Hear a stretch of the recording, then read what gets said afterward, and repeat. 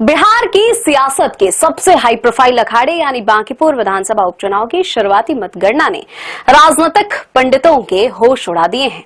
कभी चुनावी रणनीतिकार के तौर पर पर्दे के पीछे से सियासी चालें चलने वाले प्रशांत किशोर जब पहली बार खुद चुनावी मैदान में उतरे तो शुरुआती रुझानों में ही उन्होंने वो कर दिखाया जिसकी शायद किसी को उम्मीद भी नहीं थी।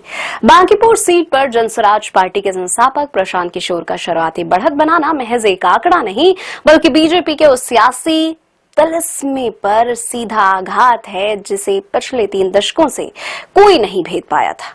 ये मुकाबला सिर्फ एक विधानसभा सीट का उपचुनाव भर नहीं है बल्कि ये सीधे तौर पर बीजेपी अध्यक्ष नितिन नवीन की राजनीतिक साख और उनकी व्यक्तिगत प्रतिष्ठा की अग्नि परीक्षा है। बता दें कि बांकीपुर कोई साधारण सीट नहीं है बल्कि नितिन नवीन का ये पुश्तैनी और अजय गढ़ रहा है जहां 1995 से लेकर अब तक भगवा परचम ही लहराता रहा है। खुद नितिन नवीन यहां से लगातार 5 बार विधायक रह चुके हैं और उनके पिता का भी इस क्षेत्र में गहरा राजनीतिक रसूख रहा है।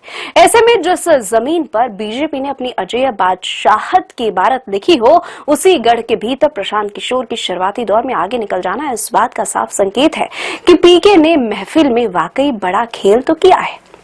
बता दें कि बिहार की बांकीपुर विधानसभा सीट पर हुए उपचुनाव की शुरुआती मतगणना में जनसुराज पार्टी के प्रशांत किशोर लगातार आगे चल रहे हैं।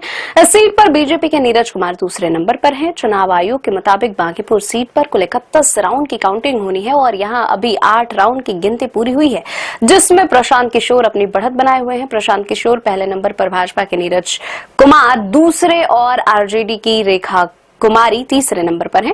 भाजपा के राष्ट्रीय अध्यक्ष नितिन नवीन के इस्तीफे से रिक्त हुई बांकीपुर सीट पटना के शहरी इलाके में मौजूद है और इसे बीजेपी का मजबूत गढ़ माना जाता है।